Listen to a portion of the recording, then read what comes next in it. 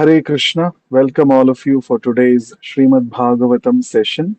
Let us begin with prayers. Nama Om Vishnu Padaya Krishna Presthaya Bhutale Srimate Bhakti Vedanta Swamin Niti Namine Namaste Saraswate Deve Gauravani Pracharine Nirvishesha Shunyavadi Paschatya Deshatarine जय श्री कृष्ण चैतन्य प्रभु नित्यानंद श्री अद्वैत गदाधर श्रीवासादि गौर भक्त वृंदा हरे कृष्णा कृष्ण कृष्णा हरे हरे हरे राम राम राम हरे हरे नारायणं नमस्कृत्य नरं चैव नरोत्तमं देवीं सरस्वतीं व्यासं ततो जयमुदीरयेत् नष्टप्रायेषु अभद्रेषु नित्यं भागवत सेवया Bhagwati उत्तमश्लोके भक्तिर्भवति नैष्टिकी. Reading from Srimad Bhagavatam, Canto 1, Creation, Chapter 6, entitled Conversation between Srila Narad Muni and Vyasadeva, Text 22. सकृद्यद्दर्शितं रूपं एतत् कामाय ते नघा मत्कामः शनकैर्साधु सर्वान् मुञ्चति हृच्चयान्.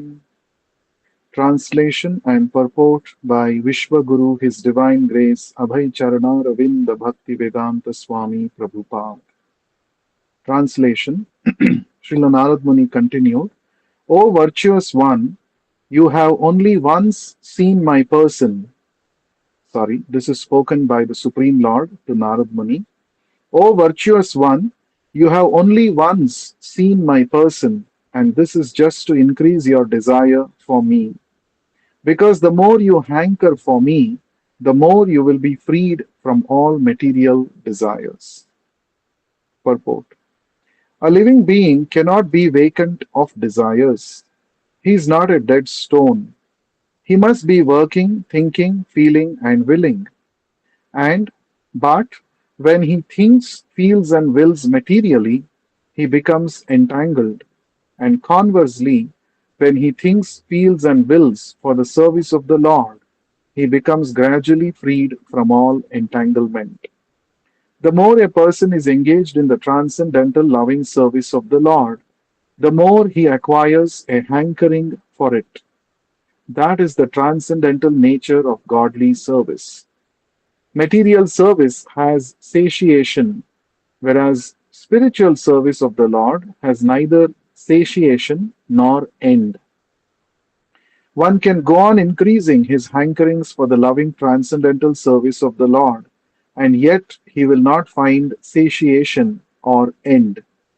By intense service of the Lord, one can experience the presence of the Lord transcendentally.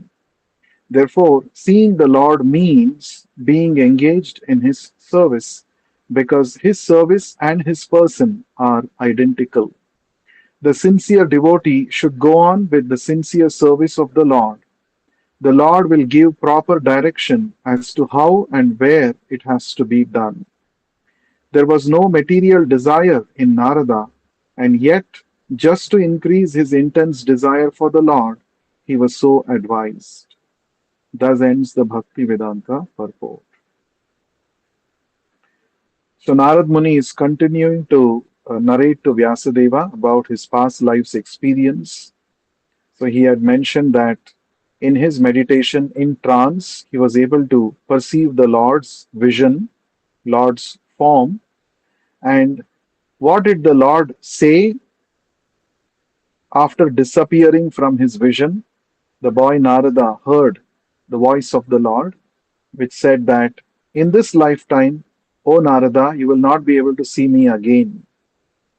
And the Lord is continuing to say in this shloka, Sakrid yad darshanam rupam, Sakrid yad darshitam rupam, Etad kamaya te nagha, Mat kamaha shanakaihi sadhu, Sarvan munchati hrichayan.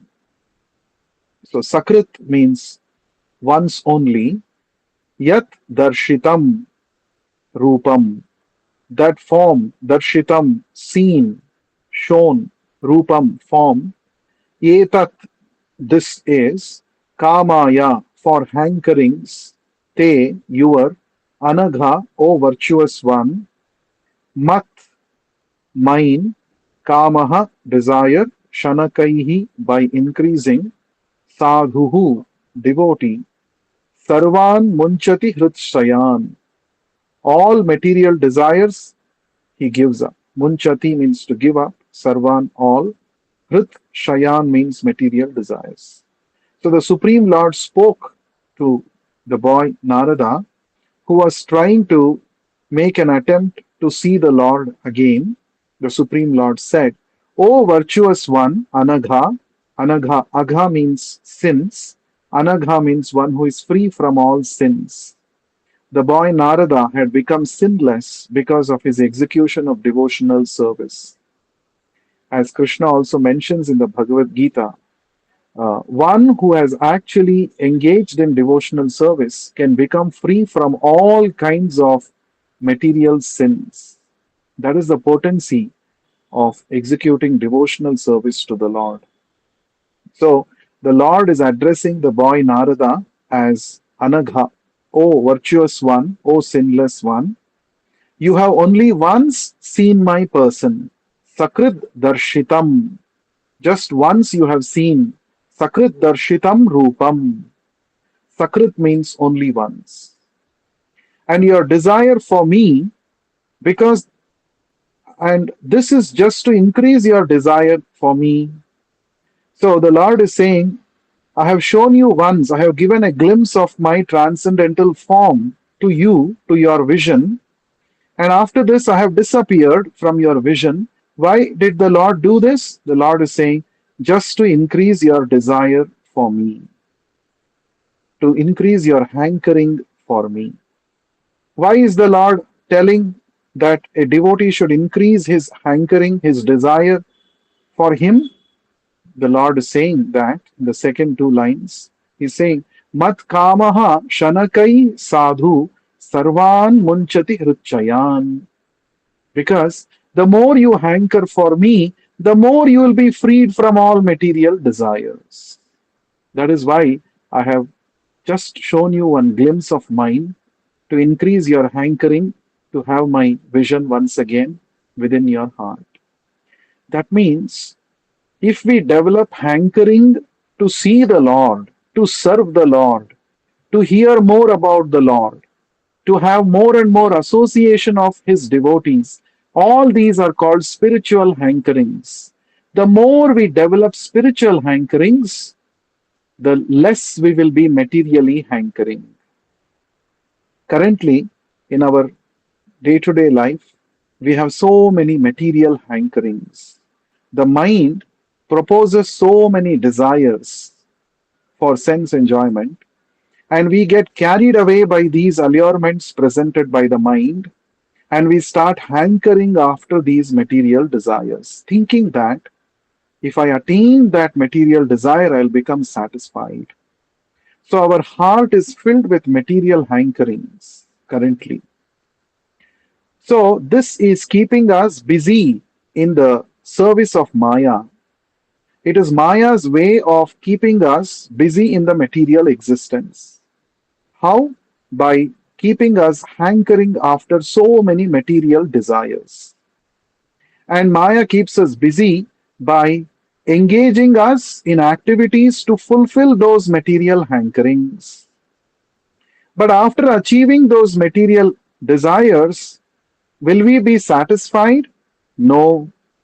After one desire is fulfilled, the mind will propose another desire, and then another desire, and so on. So, even after attaining those desires, we will not be satisfied because there is insubstantiality in all those material achievements. We are not actually satisfied. The soul can be actually satisfied only when the soul engages in loving devotional service to Krishna. The real satisfaction can be achieved only by rendering service to Krishna. So, we have forgotten our original happiness, and instead We are trying to run behind temporary hankerings, temporary pleasures of this material world. And this is actually the trap of Maya. Bhagavatam gives a nice example, the example of uh, the mirage in the desert. Our chasing after material hankerings in this world is like the chasing after the mirage in a desert. You know, mirage is an optical illusion wherein an observer thinks that there is a source of water, but he starts walking towards it, but he will never find water. It is just a illusion. So our searching after material pleasures in this material world is like chasing after a mirage in the desert. Even if you keep walking, even if you keep satisfying your desires, you will never be satisfied. Instead, we should turn our desiring ability towards Krishna. We should hanker after achieving Krishna's association. To render service to Krishna, we should utilize our desiring ability. We are not stone, as Srila Prabhupada says, we are not a dead stone that we will stop all hankerings, we will stop all desires. No, that is not practical, that is not possible. We just have to purify our desiring tendency. Desires cannot be made zero, but the desires have to be purified, they have to be turned towards Krishna. Then that will give us complete satisfaction. That means, why do we have the ability to think, feel, desire? We have these abilities so that we can think, feel, and desire with respect to Krishna. Because originally we are part and parcel of Krishna, we have these faculties for thinking, feeling, willing, desiring, all this to be done with respect to Krishna. Then the soul will be satisfied. So instead of thinking, feeling, willing, scheming, planning, and desiring for material pleasures, which will only keep us more and more entangled, we should use all these abilities of the mind, of the soul, to render service to Krishna, and more importantly, to render service to the pure devotee of Krishna. In this way, we can become free from material hankering. So the Lord told the boy Narada that just to increase your hankering for me, I have disappeared from your vision. Now you have to desire strongly to achieve me. When you desire strongly to achieve me, you will forget all your material desires. You will become completely purified, and then you will attain me. This is the Lord's plan. So, we should not think that the Lord was actually playing hide and seek with the boy Narada just to frustrate him. No, that was not the idea. The Lord wanted the boy Narada to develop increased desire, to develop heightened uh, hankering to achieve the company or the association of the Supreme Lord. And that is why he actually disappeared from his vision. So that means our process in Krishna consciousness or devotional service is not to make our desires zero artificially. We should not suppress our desires, it's not possible. We simply have to change the object of our desire. The object of our desires currently is material sense pleasures. Instead of that, we should change our desiring object to service to Krishna, pleasure of Krishna. So that will actually purify our existence. For that, we need to be trained in the science of Krishna consciousness. And when we get trained from a bona fide spiritual master through his instructions, in the association of devotees, when we cultivate such knowledge and practice of bhakti, then all our material desires will at once cease. This is called Brahma Bhuta platform, as Krishna explains in the Bhagavad Gita. Brahma Bhuta Prasannatma na shochati na kangshati. So when we come to the Brahma Bhuta platform or the spiritual platform, Shochana and Akanksha, these two will become zero towards material things. No more lamentation, no more hankering after material pleasures. then in that state of mind, in that state of consciousness, we will be able to develop spiritual feelings towards the Lord and engage in his devotional service. So that is the whole point here. See how merciful the Lord is. Whatever the Lord does towards his devotees, it is going to be for his highest benefit.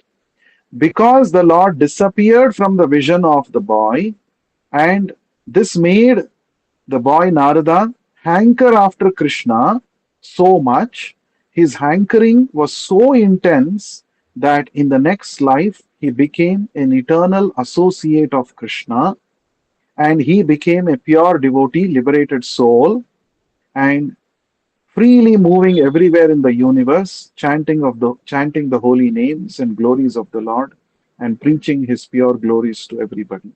This is the result of hankering after Krishna. So we have to develop this hankering after Krishna. Oh, when will that day come when I will be able to chant the holy name of the Lord offenselessly? When will that day come when I will take pleasure in hearing about Krishna? This should be our hankering. So, in this connection, there is a beautiful Vaishnava bhajan in Bengali. Kabe habe bolo sei dina amar. When will that day come? Please tell me, O Lord, when I will chant your holy names offenselessly. Currently, I am performing so many offenses. Currently, I have no taste for chanting your holy names. But I want to reach a stage one day where I happily chant your holy names 24 bar 7. When will that day come?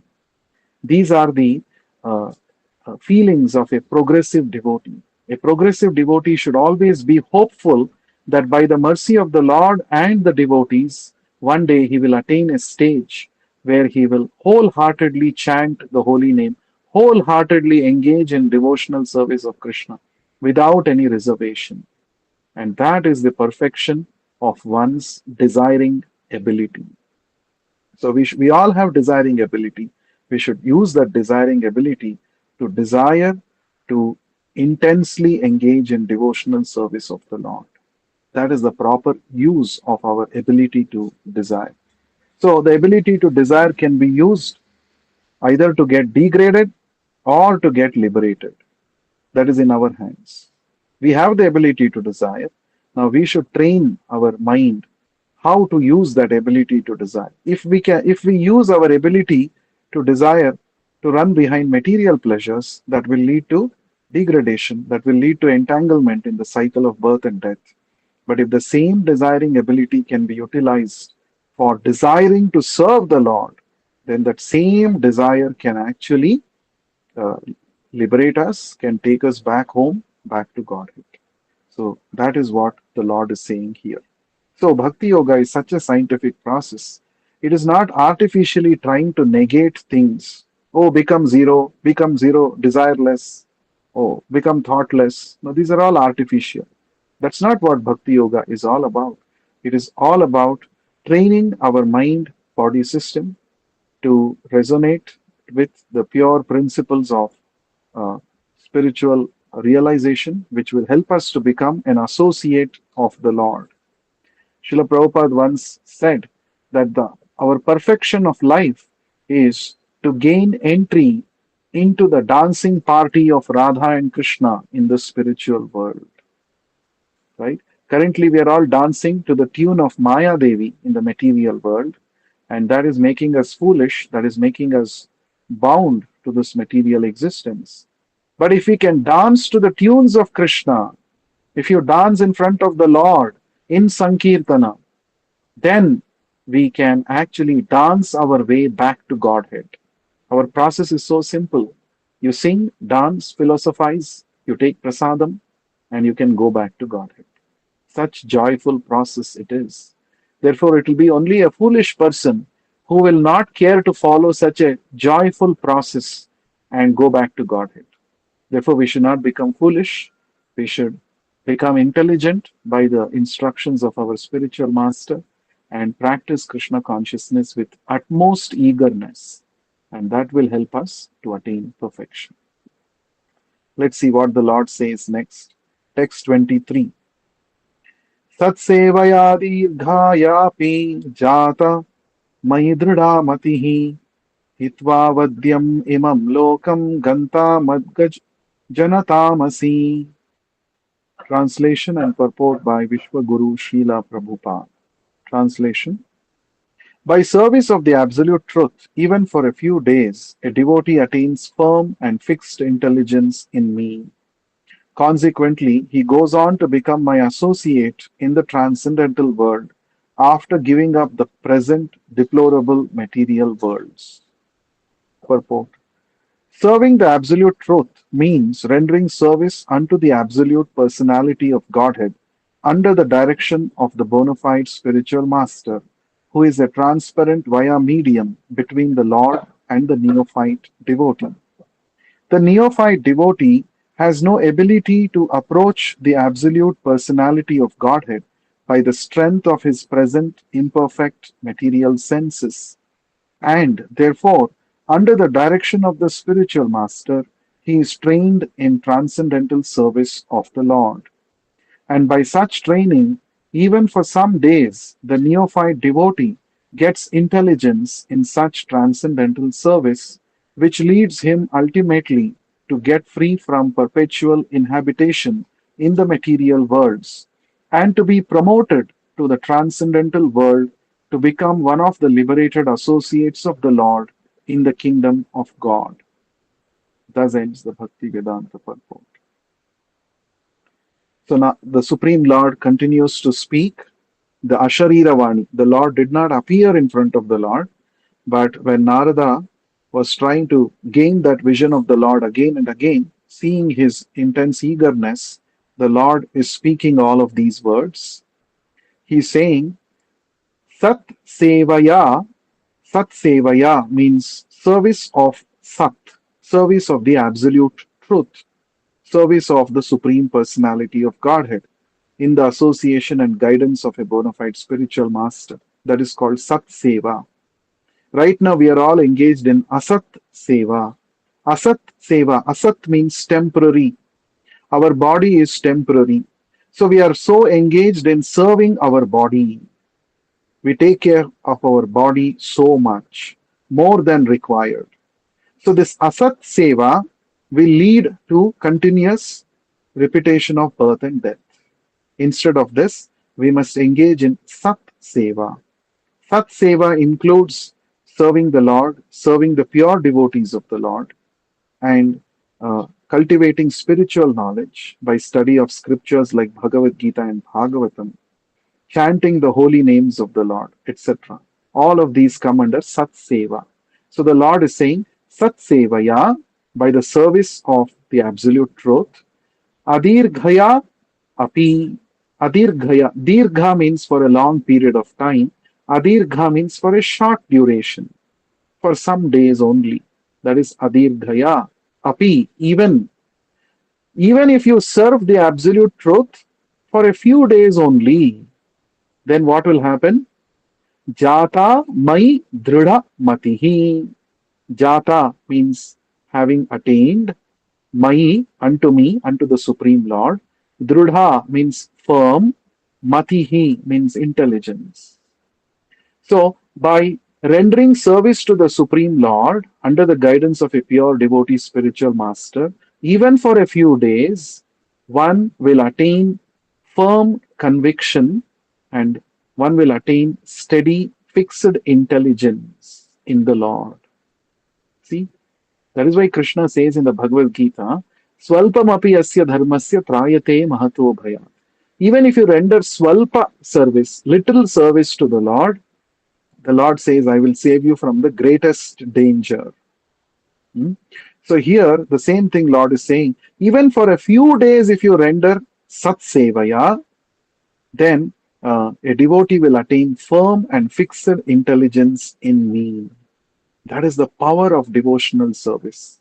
Especially when the devotional service is rendered under the guidance of a pure devotee, it is very, very powerful. In the Bhagavatam, a very beautiful analogy, a metaphor is used. Bhakti is described as Bhagavat Bana. Bana means arrow. You know, when an arrow is shot, especially by a skilled uh, uh, person, a skilled warrior. When he shoots an arrow, it will definitely reach the target. It will reach its aim. Similarly, the bhakti, devotional service, when it is performed under the guidance of a pure devotee spiritual master, it will surely reach its target, that is the Supreme Personality of Godhead, Krishna. It will definitely please him. Therefore, bhakti is described as Bhagavat Banaha. It is described as the arrow which will reach the lotus feet of the Supreme Personality of Godhead, especially when it is done with utmost sincerity. That is why Krishna says in the ninth chapter also, Patram Pushpam Phalam Toyam Yome Bhaktya Prayachati Tadaham Bhakti Upahritam Ashnami Prayatatmanaha. Krishna says, don't have a doubt. If you offer flower, fruit, leaf, or even water, with devotion, if you offer to me, undoubtedly I will accept it. There is no doubt about it. Don't have to doubt. So Krishna is assuring just that I'm actually not hungry for your fruits or your dishes that you're offering. I'm only hungry for your pure love and devotion. If you have that, even if you offer a little water, I will accept it. And when Krishna accepts our offering, that is the perfection of our life, isn't it? Like Shabari attained perfection by offering fruits, berries, forest berries to Lord Ramachandra. Like Vidura offered banana peel to the Supreme Lord Krishna, and the Lord accepted it because he doesn't see the item which is offered, but he sees the feelings of love and devotion with which the devotee is offering those things. So, therefore, if we actually practice bhakti under the guidance of a pure devotee, surely we will become fixed up in the service of the Lord, and the Lord will surely accept our service. That is what the Lord is saying here. Even for a few days, a devotee renders service to me, he will become fixed in intelligence in me. That is why it is said, if one applies oneself to bhakti, even for a few days, and for some other reason goes away from the association of devotees, he may have forgotten the Lord, but the Lord will never forget such a devotee's service. That is the gratefulness of the Lord. The Lord is so grateful, even for a little seva, for a few days. If a devotee offers sincerely, the Lord will reward such a devotee by somehow or the other bringing such a devotee back to the path of bhakti that we see in many examples, isn't it? Ajamila, for example, is such a case where in the beginning of his life he rendered sincere service to the Lord, but he went away from bhakti because of material allurements. But the Lord somehow designed situations in his life such that he remembered the Lord at the time of his death, and in this way his bhakti was awakened and he was given a second chance, and he came back to the path of bhakti and attained perfection, went back to Godhead. So, even a little seva that we render to Krishna, it is so potent, so powerful. Therefore, every opportunity we get, we should immediately grab seva opportunity. There may be 101 reasons the mind may be telling us, oh, let us not chant today. Oh, let us not go to the temple today. Oh, let us not hear Bhagavatam class today. I have so many other things to attend to. Mind may say 101 things, but we should have 102 things to defeat the logics of the mind and come back to bhakti. We should not listen to the mind. In fact, Srila Bhakti Siddhanta Saraswati Thakur used to say, if a devotee wants to make advancement in bhakti, what he should do? Every day in the morning, he should beat the mind with a broomstick. And every day in the evening, he should beat the mind with a mopping stick. You know, he used to say like this. With a broomstick and with a shoe, yeah, with a shoe you should beat your mind. What does it mean? That it means that don't get carried away by the mind. Keep your mind under your control. Mind should listen to us. We should not listen to the mind. So that is the way to attain perfection. So if we listen to the mind, then we will remain in the material world. if we listen to the spiritual master's instructions, we can go back to Krishna. Therefore, Krishna is saying here to Narad Muni, even for a few days, if a devotee renders service to me, he will attain firm and fixed intelligence in me. And after that, what will happen? Hitva, hitva, avadyam imam lokam. Hitva means to give up. Having given up, avadyam, deplorable or abominable, very low, imam lokam, this material world. This material world, how is the Supreme Lord describing? Avadyam lokam. It is a deplorable place. It is an abominable place. This material world is an abominable place. It's not a place meant for gentlemen to live. This is what Srila Bhakti Siddhanta Saraswati Thakur used to say. This material world, however fantastic it may be, however alluring it may be, it is actually not meant for a gentleman to live. This material world, Srila Prabhupada once compared to a toilet. When you go to the toilet place, when you go to the toilet room, you finish your business and quickly come out of it, isn't it? You don't settle down in the toilet for hours together, isn't it? You finish your business and come out of it quickly. So, this material world, in the vision of the Lord and his pure devotees, is an abominable place. It is like a toilet place. You have to just finish your job, finish your business, and come out of it quickly. So that is the point. So that's why the Lord is saying, Hitva avadyam imam lokam. This lokam, this material world, however enticing, however attractive it might be, it is avadyam, it is deplorable, it is not a place for permanent settlement. Therefore, Hitva avadyam imam lokam ganta majjanatam asi. Majjanatam. Ganta, you will go back to Majjanatam. You will become one of my janas, one of my associates. You will become Asi, you will become. So the Lord said, consequently, by service of the absolute truth, even for a few days, a devotee attains firm and fixed intelligence in me. Consequently, he goes on to become my associate in the transcendental world after giving up the present deplorable material worlds. So the Lord is saying, if you continue to render service to me, if you fix your mind and intelligence in me, you will go on to become one of my associates in the spiritual world, and you will give up this nonsense material world. This is what the Lord is saying. See, from all these instructions, we should understand the Lord has got a plan. The Lord does not want us to settle down in this material world. That's not the aim. That's not the purpose of our life. The Maya tries to keep us entrapped in the material existence, but the Lord is saying, you come back to me. So the Lord has got a higher purpose why he has created this material world. He has created this material world, first of all, to try all our ways and means to enjoy independent of him and to ultimately realize that there is no happiness to be found in this material world. There is no happiness that we can experience outside the association of Krishna. This realization we should get. We will get this realization quickly. We will get this detachment quickly if we take up the process of bhakti yoga under the guidance of a pure devotee spiritual master. Then we will get this realization, this knowledge, this detachment, and then we will continue to render devotional service, and at the end of this life, we will go back to the spiritual world. That is the plan of the Lord. So, without knowing this plan of the Lord, many intelligent people in this world, they think we will improve the conditions of this material world, we will increase comforts by advancing in science and technology, we will conquer, we will solve all the material problems, and we will settle down here eternally.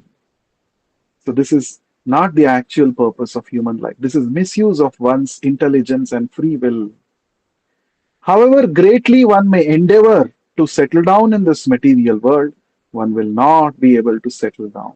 That's the nature of this material world. Before us, there were so many great warriors and kings who went on to conquer so many kingdoms. Alexander the Great, for example, he's called the Great because he conquered such huge territories of the world, one after the other. He went on annexing kingdoms into his territory. But was he, is he living now? No. While he was living, he was so much confident that I will become the king of the whole world one day.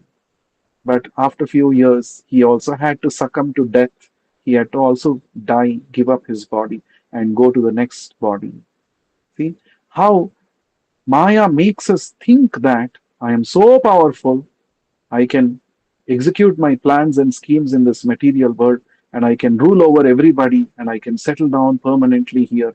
This kind of a false sense Maya gives us. And the scriptures, the spiritual master is trying to give us the real sense that it's not possible. This material world itself is not permanent. This material world itself goes through cycles of creation and destruction. Then what to speak of our tiny lifetime here, isn't it? So instead of trying to settle down in this material world, try to go back to the eternal kingdom of God, which is our actual eternal home. That is the purpose of human life. So we have to take sense from these verses of the Bhagavatam and try to uh, practice devotional service with utmost sincerity and seriousness. The same Bhagavatam says, Tivrena bhakti yogena yajeta purusham param. How should be our bhakti? It should be tivrena. It should be very intense. Bhakti is not some one of the 10 activities or 20 activities that we do during our daytime. Bhakti is not like that. Bhakti should be the topmost priority activity of our day. Oh, I have some 20 other engagements. One of them is chanting Hare Krishna. One of them is once in a while hearing Bhagavatam. That should not be our mood towards Krishna. Because Krishna is our only self interest. Krishna, Prahlad Maharaj says this in the seventh canto of Bhagavatam. Nate viduhu swartha gatim hi vishnum durashaya ye bahirarthamaninaha. Prahlad Maharaj actually laments seeing the materialistic people in this world. Prahlad Maharaj says, materialistic people in this world, nate viduhu, they don't know. What do they don't know? Nate viduhu swartha gatim hi vishnum. They don't know that their real self-interest lies in serving Krishna or Vishnu. They don't know this. So unfortunate. Even after taking birth as human beings, they have not understood this simple fact that we are actually meant to render service to Krishna. Instead of that, what are they doing? Nate viduhu swartha gatim hi Vishnuhu durashaya ye bahirarthamaninaha. They are hopelessly hoping in this material world that one day I will become happy by rendering service to my body. You know, durashaya. This is called durashaya. Asha means hope. Durashaya means hopeless hope. Uh, Even though we may work very hard to preserve our material body nicely, but one day the body has to die. See how that means the whole materialistic game plan is, playing a game which ultimately, in which ultimately you will be the loser. That is the material game. Suppose you are playing a game and you know that whatever you do, finally you will be losing that game. Will you go and play that game? Will you be motivated to play such a game where ultimately you're going to be defeated? No, right? Or suppose you're investing in some business. If you know that ultimately how much ever you invest, how much ever efforts you put in this business, finally you will be simply losing all your money. If you know it well in advance, will you go? Will you be motivated to go and invest in such a business where you will become a pauper? No, right? But see how foolishly every day we are investing our time and energy in that game, in that business, where ultimately we will only be losing, we will only be actually meeting with losses. So the Bhagavad Gita instructions are given to us compassionately by the Lord to save us from such a self defeating game, self defeating investment. Hmm? Krishna is saying, okay, to take care of your body, You need some material engagement. Yes, you engage in that, but only as much as required to keep your body and soul together. That's all. Don't forget the actual purpose of human life, which is to prepare ourselves to go back to Krishna. So, this spiritual sense, this intelligence, we will get when we are trained by a bona fide spiritual master. Otherwise, as Bhagavatam says, uh, every endeavor that we put in our life without this spiritual sense in mind will simply meet with ultimate defeat. So the Lord does not want us to repeatedly get defeated like this. The Lord wants us to become spiritually aware and develop spiritual intelligence and go back to Him where there is real happiness, where there is eternal loving relationship which will never get broken. All relationships in this material world will ultimately have to end, but we are so hankering after such relationships for temporary pleasures. Instead of that, if we can utilize our human life to actually develop eternal relationship with Krishna, how wonderful it will be. In this connection, there is one nice story. There was a devotee called as Bilva Mangal Thakur. Initially, he was not a devotee, but he was a woman hunter.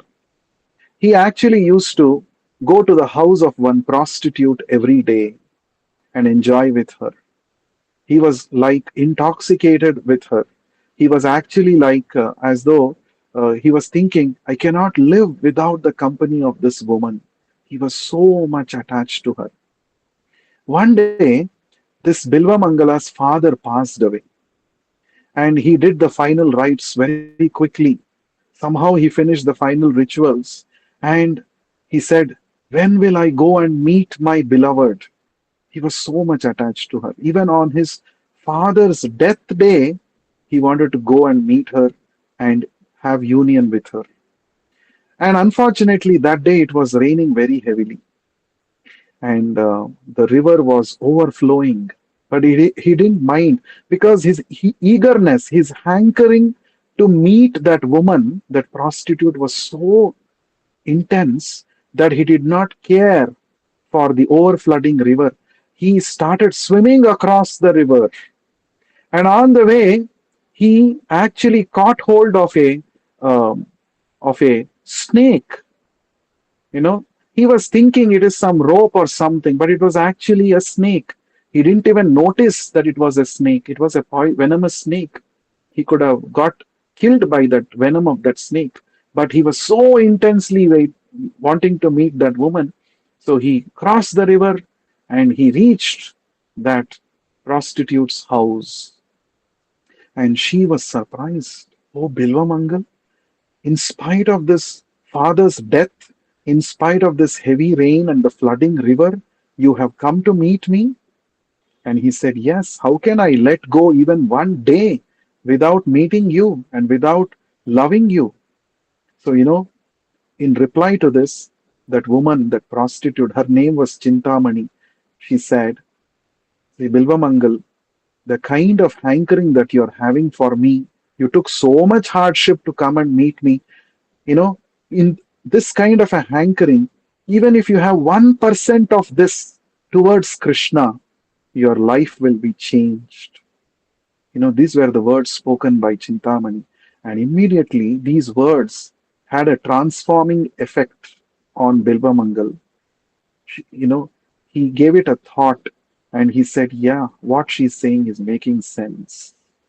And from that day onwards, he became a great devotee of the Lord. And, he considered that prostitute to be her spiritual master because it was she who opened his eyes.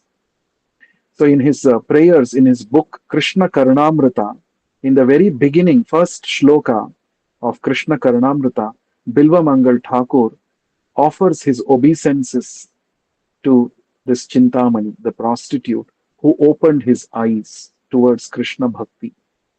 So, the point is, we are working so hard to please our material senses and mind and this body which one day will perish, instead of misusing our human life for temporary pleasure, why not utilize our hankering, our desiring tendency to desire to serve the Lord? And that is going to take us out of this material miseries once for all. And by this, we can become an associate of the Supreme Lord, like Narad Muni, isn't it? So, therefore, we should become intelligence. That is why it is said material education can only earn you a livelihood, but without spiritual education, you are no better than an illiterate person, because spiritual education will help you to uh, make the best use of your life. Spiritual education, if one has no spiritual education, he is actually half educated person. He only thinks material education is enough for me. Now I know how to earn my livelihood. No, that's not the real purpose of human life. So, spiritual education, we should get spiritually educated. That is why Srila Prabhupada said, I have traveled across the world. I have seen big, big institutes and universities to teach various branches of material knowledge. But where is that university? Where is that institution which is imparting spiritual education to people? There is none. There is no such educational institute which is actually giving spiritual education to people to save them from the darkness of ignorance. And Srila Prabhupada said, that is why I have started the International Society for Krishna Consciousness, ISKCON, or the Hare Krishna movement, to spread, to educate people, common man, in spiritual education, without which his human life will be simply wasted. You see, so the Lord is telling Narad Muni that even if a devotee renders few days of service, and he becomes fixed up in me, and consequently he will come back to me as one of my associates to live an eternal life full of knowledge and bliss in my association. See how the Lord is so merciful. So any amount of service rendered to Krishna is the greatest investment in life. You know, we get highest return on investment whenever it comes to investing our time in Krishna. So we should never think twice. Whenever you get opportunity to render service to Krishna, whenever you get opportunity to hear about Krishna or to chant his holy name, immediately grab it. And that's going to be the highest return on investment activity. Let's go to the last shloka for today, text 24. The Lord continues to speak to the boy Narada. Matirmayi nibadhyeyam navipadyeta karhichit praja sarga nirodhepi smritischadmadanugrahat. Translation and purport by Vishwaguru Srila Prabhupada. Translation: intelligence engaged in my devotion cannot be thwarted at any time. Even at the time of creation, as well as at the time of annihilation, your remembrance will continue by my mercy. Purport: devotional service rendered to the personality of Godhead never goes in vain. Since the personality of Godhead is eternal, intelligence applied in his service or anything done in his relation is also permanent. In the Bhagavad Gita, it is said that such transcendental service rendered unto the personality of Godhead accumulates birth after birth, and when the devotee is fully matured, the total service counted together makes him eligible to enter into the association of the personality of Godhead. Such accumulation of God's service is never vanquished, but increases till fully matured. Thus ends the Bhakti Vedanta purport. So the Lord is trying to encourage the boy Narada. He's saying, Matir Mai Nibadhyeyam. Matihi means intelligence. Mai, devoted to me. Nibadha, engaged. Iyam, this. Na vipadyeta karhichet. Na means never. Vipadyeta, separate. Karhichit, at any time. So Krishna is saying, Intelligence that is engaged in my devotion cannot be thwarted at any time. It cannot be taken away. It cannot be opposed. It cannot be destroyed at any time.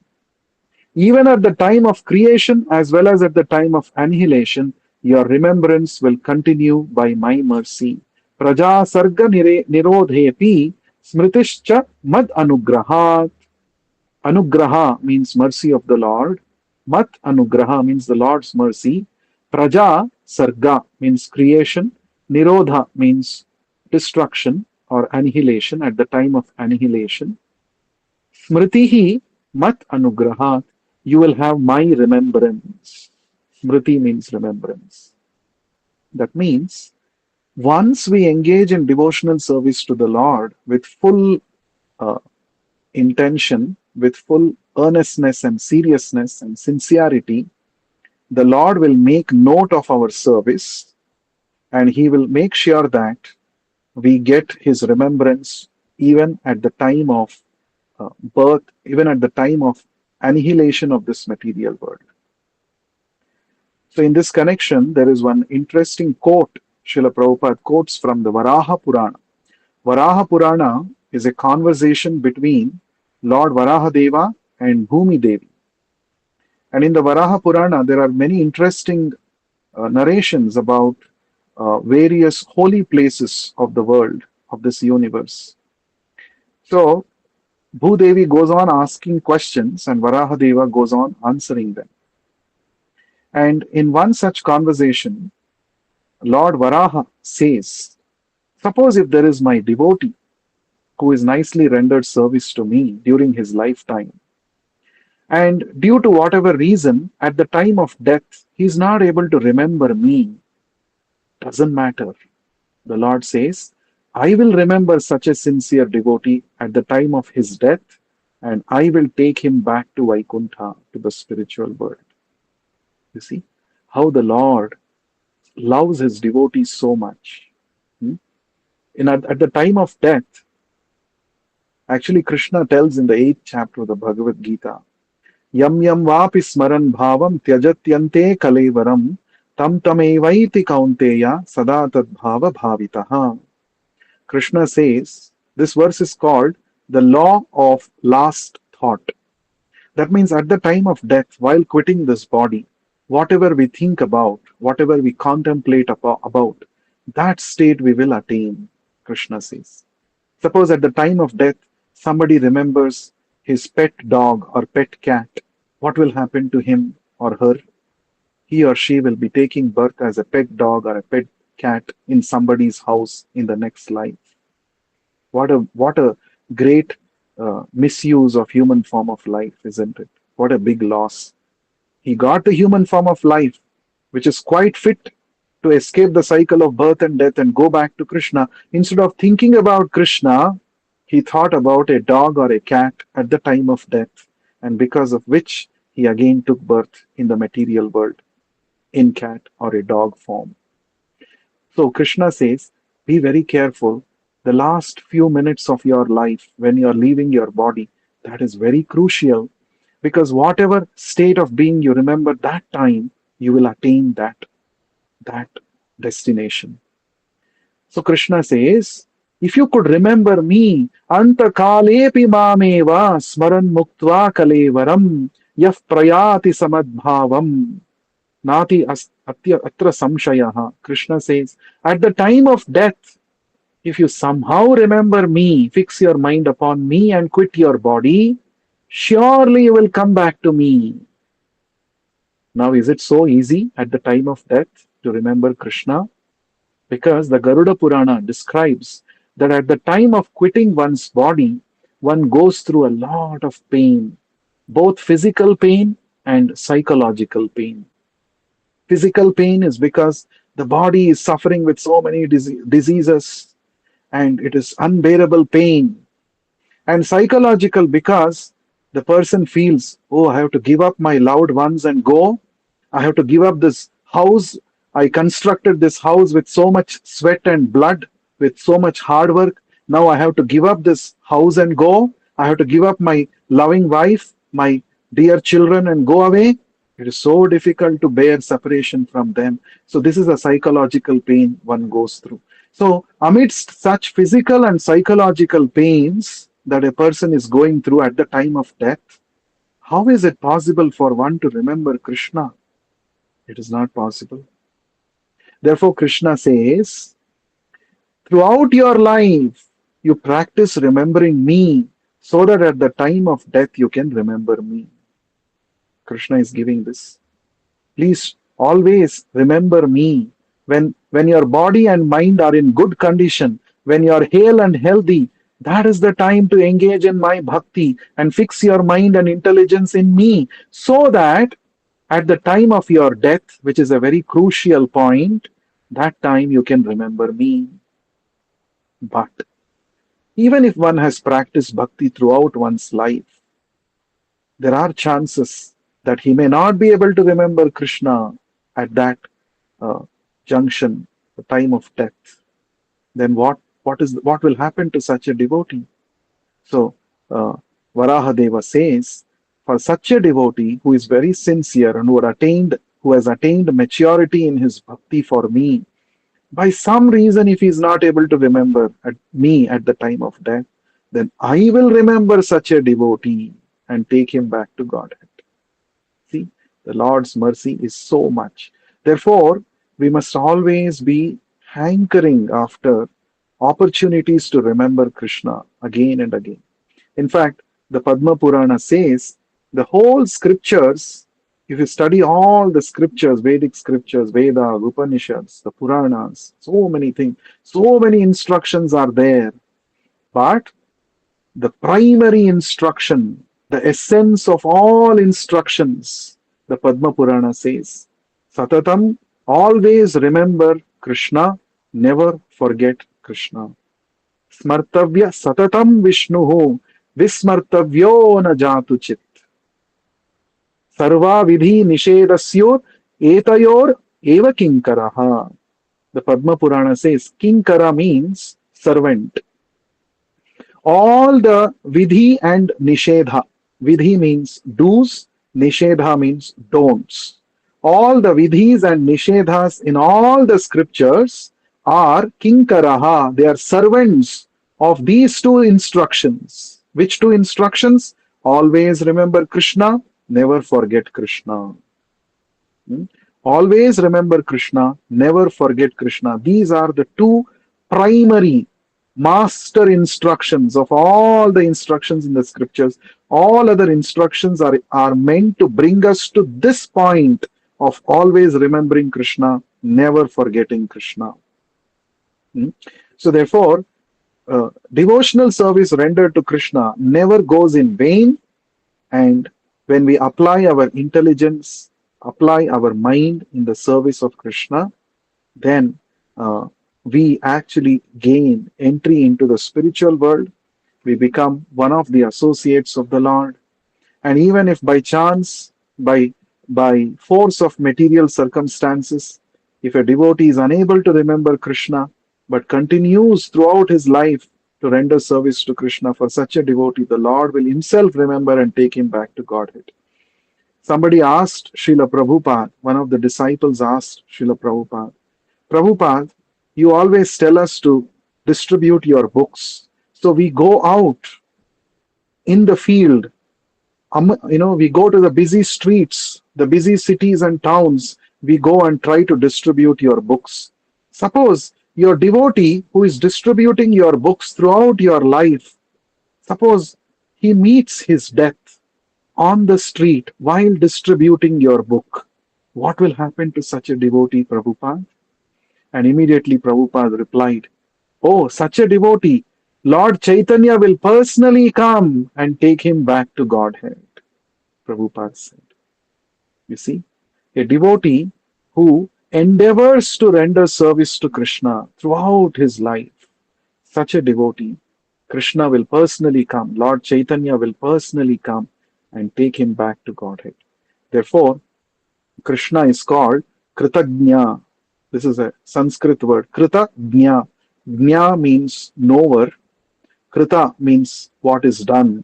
A person who remembers the favors done to him. He is called a Kritagnya or a grateful person. Krishna is supremely Kritagnya. He remembers each and every little service that his sincere devotees render towards him, and he rewards them unlimitedly. So, therefore, we should render service to Krishna. We should utilize every moment of our life to remember Him, to chant His holy names, to get the association of His devotees. And in this way, we must maximize the benefit of having gotten this human form of life. And, and as the Lord is telling here, by my mercy, you will be able to come back to me, and you will have your remembrance at the time of death, so that you can come back to me.